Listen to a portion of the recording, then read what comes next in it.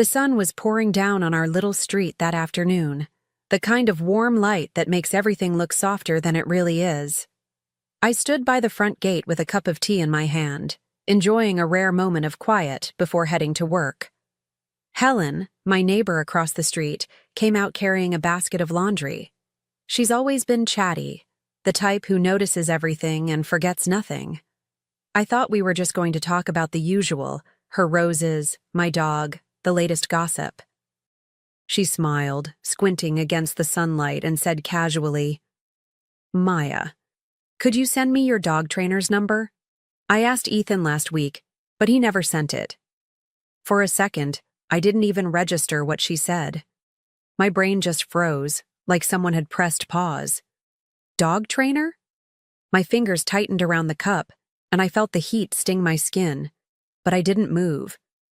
Because here's the thing. We've never had a dog trainer. Not once. Thor, our golden retriever, is practically my child. I trained him myself. Every command, every trick, every moment of patience at midnight when he wouldn't stop whining. So when Helen's words sank in, I felt something hot and ugly rise in me. I forced a polite smile, but inside, I was already burning. I tilted my head, pretending not to be fazed, though my stomach had already begun its uneasy churn. "Oh, the trainer?" I forced a laugh, the kind that doesn't quite reach your eyes. "She's actually just a vet student. She checks on Thor when I'm not around." The lie tumbled out smoother than I expected, as if some part of me had been rehearsing it all along. Helen's eyebrows shot up. "Really? Because I see her every Tuesday and Friday, right around the afternoon. She always looks, well, very put together for a dog trainer." Her tone was light, but her eyes searched mine, like she was testing the waters. I nodded quickly, clutching my tea a little too tightly. My hands must have looked calm, but inside I felt like I was gripping shards of glass. I told her I'd pass along the number later, thanked her for the chat, and walked back into the house with a smile plastered on my face. The door clicked shut behind me, and just like that, the facade cracked. My pulse was racing. My heart pounded against my ribs, not out of sadness, not yet, but out of something hotter. Fury. And beneath it, a chilling sense that something was very, very wrong. I set the cup down on the counter, staring at the window as if it might give me answers. My reflection looked back at me, composed, lips curved into a faint smile. But inside, my thoughts were unraveling faster than I could catch them. A dog trainer? On Tuesdays and Fridays? Those just happened to be the only days I wasn't home. It was too perfect to be a coincidence, and I knew it. For weeks, Ethan had been so insistent that I go into the office instead of working from home, even when I said I could easily finish things remotely. He called it good for my focus. I had brushed it off, trusting him, never questioning his motives. Now, with Helen's words echoing in my head, that trust felt like sand slipping through my fingers. Still, I couldn't let anyone, least of all Helen, see me crack. So I held my head high, thanked her again, and went inside as if nothing had happened. But when I closed the door and leaned against it, the smile disappeared. My mind was already racing, piecing together patterns, moments, and excuses that suddenly didn't add up. Something in me shifted that day, and without saying it aloud, I knew exactly what I had to do next. That night, I lay in bed staring at the ceiling, listening to Ethan's even breathing beside me. He slept so peacefully, as if nothing in the world weighed on him. Meanwhile, my thoughts spun in a loop, circling back to Helen's words again and again. Tuesday, Friday, always the same days, always when I wasn't home. It was too precise, too rehearsed to be chance. I started retracing the last few weeks in my mind. The sudden insistence that I go into the office, even though my boss had no problem with me working from home. The way Ethan had been oddly cheerful on those mornings, pressing a quick kiss on my forehead and urging me to leave early. At the time, I thought he was just being supportive. Now, I wondered if he was pushing me out the door for someone else to walk in. I tossed and turned, the sheets twisting around my legs like ropes. Every time I closed my eyes, I saw her, the so-called dog trainer, sitting in my living room, sipping wine with my husband. The thought made me sick, but it also sharpened something inside me. If Ethan was lying, I wasn't going to confront him blindly. No, I'd need proof. And I had the perfect idea for how to get it.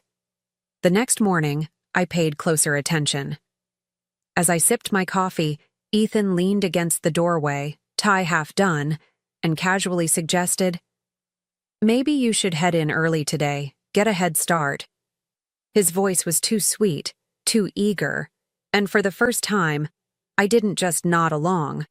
I watched the way his eyes darted to the clock, almost as if he was waiting for something. On the drive to the office, I kept hearing Helen's voice in my head, replaying that word, trainer. My mind wandered back to those Tuesdays and Fridays. How many times had Ethan rushed me out, only for me to come home to a freshly vacuumed rug and a bottle of wine missing from the rack?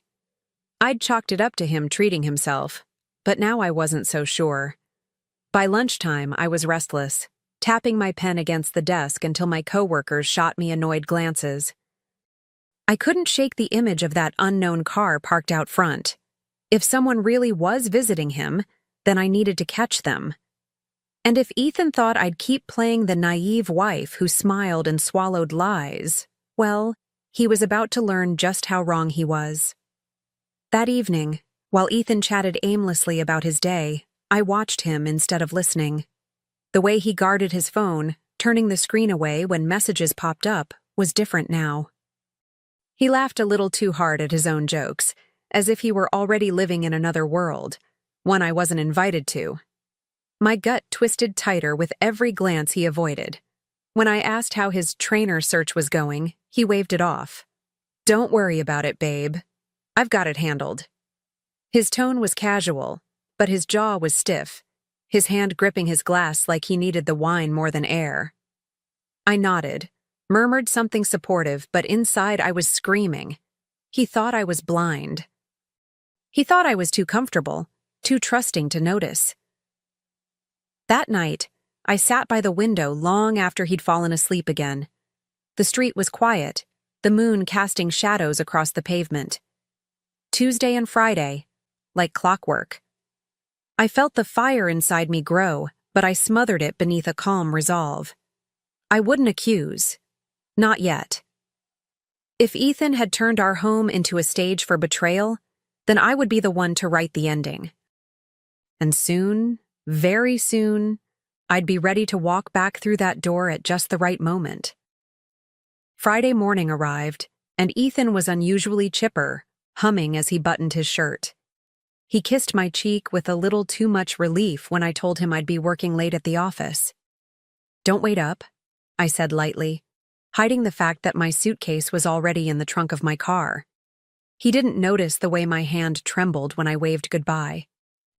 At my desk, I tried to focus on emails, but every tick of the clock felt like it was mocking me. My coworkers chatted about weekend plans, but their voices were muffled, distant, as though I were underwater. My pulse was too loud in my ears, my stomach churning with dread and anticipation. By noon, I couldn't take it anymore. I grabbed my bag and left, telling my boss I had a personal emergency. The drive home felt like forever. Every red light stretched out, every passing car a possible witness to the storm building in my chest. As I turned onto my street, I spotted it immediately. A sleek black car parked right in front of my house. My hands tightened on the steering wheel. That car didn't belong to anyone on our street. My heart raced as I pulled up quietly, praying I was wrong, yet knowing deep down that I wasn't.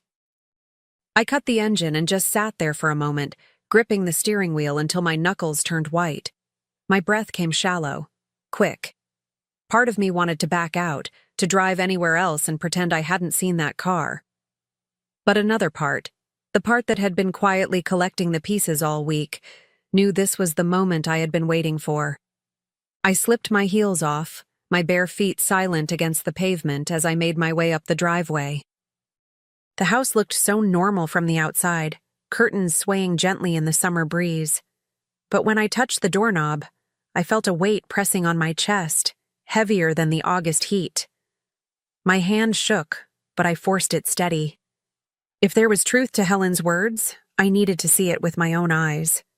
The lock clicked open, and I pushed the door slowly, careful not to let it creak. The familiar scent of lemon cleaner lingered in the air, too strong, like someone had rushed to cover something up. That's when I heard it. Laughter. Light, feminine, echoing through my living room. A glass clinked against another, followed by Ethan's deep chuckle. My pulse thundered as I crept closer, every step a battle between dread and determination. I paused at the corner of the hallway, my back pressed against the wall, trying to steady myself. My heart was racing so hard I thought they might hear it thudding from the living room. I could hear her giggle, light and playful, followed by Ethan's low murmur. My throat felt tight, like it was closing in on me. I'd been right all along. With one deep breath, I stepped forward. The scene unfolded in front of me like a cruel play. Ethan lounging on the couch, a glass of red wine in hand, and a young brunette perched far too close, her legs tucked under her, her smile a little too sweet. Their knees brushed. My stomach dropped. For a moment the world seemed to tilt, and all I could think was, so this is what betrayal looks like. Ethan's eyes shot up first, wide and pale, his face draining of color. The girl froze, her hand halfway to his. And me? I didn't scream. I didn't cry. Instead, I pulled my phone from my purse, steady as a surgeon, and snapped a photo. The sound of the shutter echoed louder than any accusation I could have spoken. They both looked at me like I'd just detonated a bomb. And maybe, in a way, I had. For a split second, the room was frozen in time. Ethan with his glass halfway to his lips, her eyes wide like a deer in headlights, and me standing there with my phone raised. My hand didn't even shake. I clicked once more, letting the flash slice through the room like a knife. It wasn't just a photo. It was my insurance, my shield, my weapon. Ethan finally scrambled to his feet, muttering something about explanations, about how it wasn't what it looked like. His voice cracked, desperate, and it almost would have been pitiful if it weren't so insulting. The girl shifted uncomfortably, setting her glass down with a clink that felt like punctuation at the end of a sentence I hadn't wanted to hear. I took a step back, my voice calm, eerily calm. Don't stop on my account. The camera caught enough. The words seemed to slice through the air sharper than any scream could. Ethan's mouth opened, then closed, like he was gasping for oxygen. And in that moment, I realized I held the power now. They had written this story in secret, but I was about to choose how it ended. Ethan's face turned a blotchy shade of red, his hands fluttering as if trying to physically catch his excuses before they crumbled in the air. Maya, wait. This isn't what you think, he stammered, his voice trembling between guilt and panic. I tilted my head, studying him the way I used to study Thor when he tried to sneak food off the counter. The difference was, Thor always looked guilty because he was. The woman stood, clutching her handbag like a lifeline. She made a move toward the door, but I shifted my body in front of her path, blocking the way. No, I said softly, my tone like ice water sliding down their spines. If you're bold enough to sneak into my house, you're bold enough to stay here and face the truth. Her lip quivered, and I could almost hear her silently wishing she'd never stepped foot inside. Ethan rubbed the back of his neck, his eyes darting between us. The air felt thick, almost unbreathable, but I wasn't about to let him off easy. I wasn't interested in his apologies or the lies he might concoct to soften the blow. I wanted him to sit there, trapped in his own choices, while the walls of the life he built with me began to close in. And little did he know, I hadn't even played my best card yet. I didn't shout. I didn't cry. I simply slipped my phone back into my purse and straightened my shoulders. The silence was deafening, broken only by the tick of the clock and the faint hum of the refrigerator. "Enjoy your wine," I said evenly, as if I were a guest excusing myself from a party. My calmness rattled him more than any storm of rage could have. As I turned to leave, I felt his hand reach for me, but I pulled away. "Don't," I warned, my voice low but steady.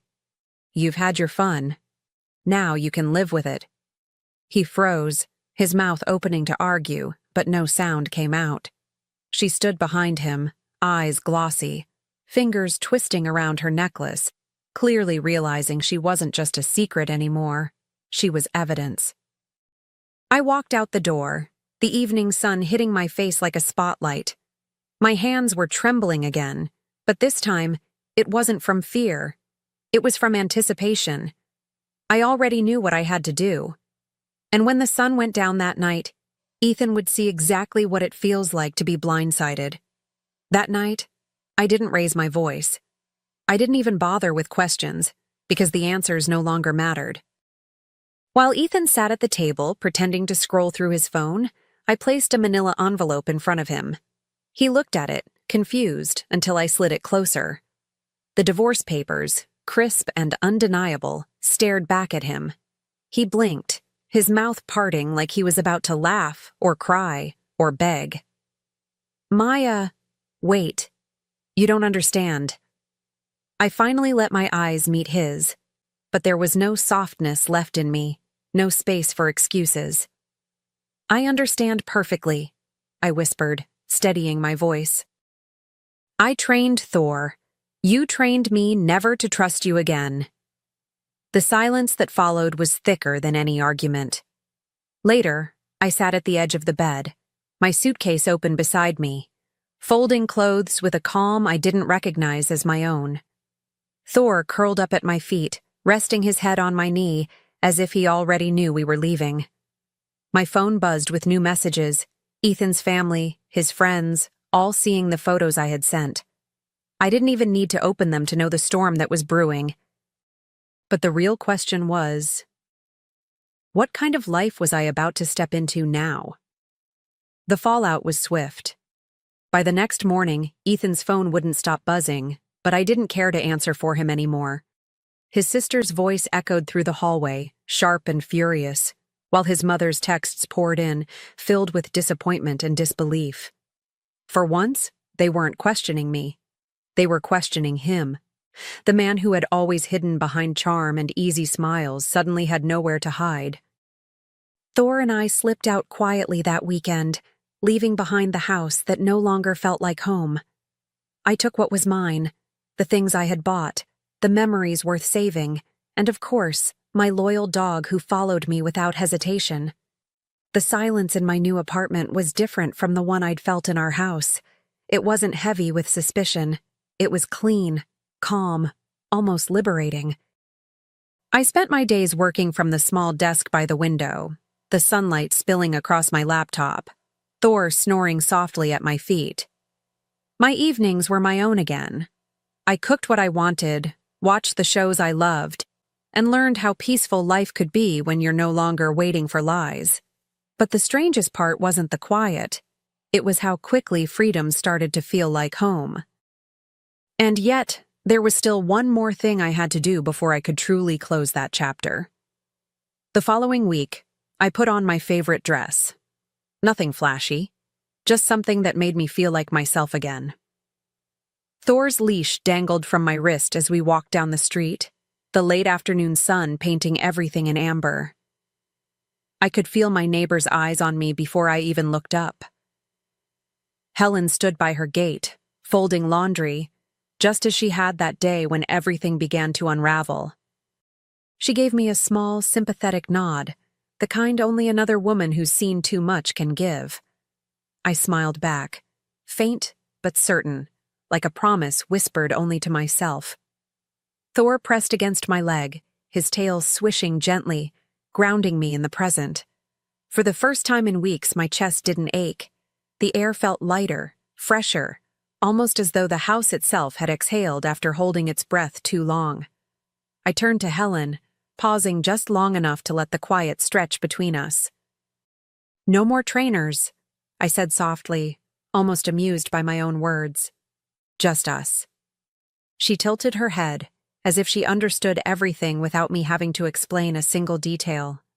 And in that moment, as Thor tugged me forward, I realized this was only the beginning, because sometimes freedom isn't the end of a story.